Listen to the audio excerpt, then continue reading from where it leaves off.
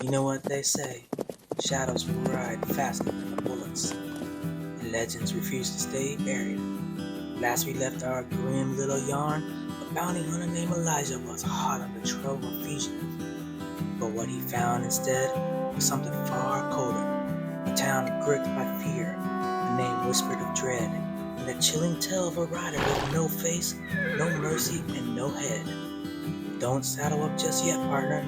This story's just getting warmed up. Tonight, Elijah leaves the faded lights of Dusthaven behind, riding into the wild, cursed wilderness where Colt Slade was last seen, and perhaps where he still rides. So keep your wits sharp and your lanterns lit, because in this next chapter, dead men don't just tell tales, they ride them.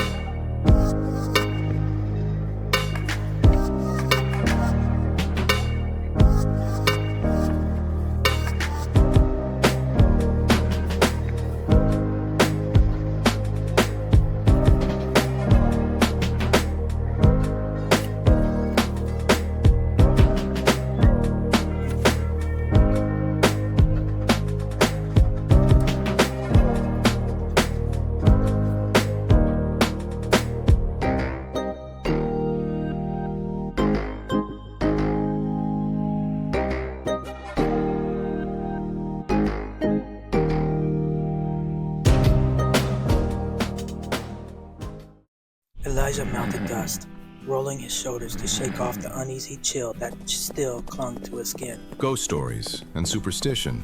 That's all it is. At least that's what he told himself. He nudged his horse forward, guiding him toward the northern ridge where the bounty had last been seen. That was his focus. Not shadows, not whispers, not whatever nonsense the locals spun. And yet, something about the way they spoke had a weight to it. A genuine fear, not the kind that came from fooling outsiders for sport. Doors slightly ajar, but no footsteps followed.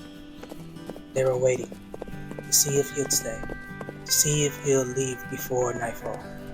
With a slow tug of his reins, he directed Dust toward the river crossing, toward the place where the fugitive he was chasing had supposedly gone searching for treasure deep in the mountains. At the edge of town, Maggie stood near the old mercantile, arms crossed, watching him go. You heading into the mountains, lawman? Elijah adjusted his grip on the reins. That's where my bounty ran. Maggie let out a breath, shaking her head slightly. You won't find a man up there. Just a ghost looking for what was stolen.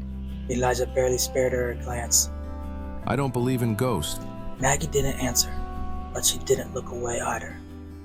The trail leading out of Dusthaven was thin, winding between the jagged ridges of the Sangre de Cristo Mountains. The evening had settled, the air carried a scent of dry earth and sage. Elijah kept his horse at a steady pace, his mind focused, pushing aside the lingering remnants of superstition. Ghost stories meant nothing. Shadows played tricks. The wind carried whispers from nowhere. And yet, something flickered at the edge of his vision. Not movement, just a shift in the horizon, like something blurred in the distance, like something fading in and out. He reined Dust in slowly, scanned the ridge. Nothing but rock, brush, and a long stretch of dying sunlight. The feeling sat in his gut now, twisting slow and steady. The air changed. It wasn't gradual. One moment, the desert warmth lingered. The next, a sharp, unnatural chill swept through the canyon, cutting clean into the air around him. His horse, buffed, unsettled, stepping back. Elijah exhaled, steadying himself. Somewhere beyond the hills, a roll of thunder groaned low deep in the distance. Too soon, too sudden for the clear skies above. Dusthaven's whispers echoed back in his mind. He rides before the storm. Elijah clenched his jaw, shook the uneasy from his hands. It was nothing. It had to be nothing. He pressed Dust forward, ignoring the way the hairs on his arms stood rigid, ignoring the feeling crawling up the back of his neck. But the wind carried something with it, and Elijah wasn't certain he liked what he heard. trail narrowed, winding through the rocky ridges, the dust casting long shadows over the path ahead. Dust's hoofs pressed into the dirt, steady but cautious, his movements sharper than before. Elijah caught the first sign, just past the entrance to the canyon, a weathered wooded marker, half buried in the dry earth, the faded letters barely readable, turned back. The sign had been there for years, maybe decades. The lettering was worn, scratched, and burned in places like someone had tried to erase it, or like something had tried to claw its way free. Elijah ignored the flicker of unease that curled at the edge of his thoughts and pressed on. Then a shape in the dust, his breath steady as his eyes traced the outline. A saddle, cracked and long abandoned, resting near the twisted tree. Near it, a rusted revolver, its grip splintered, its barrel buried beneath the sand. The wind caught the edges of an old tattered dusted coat, half buried nearby, the fabric shifting just enough to reveal deep faded stains, blood dried and darkened by time. Elijah exhaled slow. Could be anything.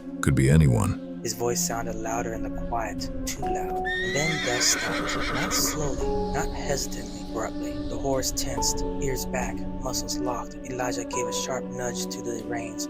Nothing. The air shifted again, cold, sharp, unnatural. Somewhere in the distance, the low groan of thunder rumbled again, though the sky remained clear. Elijah clenched his jaw. He wasn't afraid. He didn't believe in ghosts. And yet, the stillness pressed against his ribs, the wind carrying a sound that wasn't quite right. A whisper, not words, just movement, just something almost heard, almost felt. Elijah tightened his grip on the reins. Whatever this was, it was deeper than superstition, and it wasn't done with him yet. The canyon narrowed, the trail cutting deeper into the mountains. The wind had settled too still, too heavy. Dust's hoofs echoed louder than they should have against the packed earth. Then came the sound.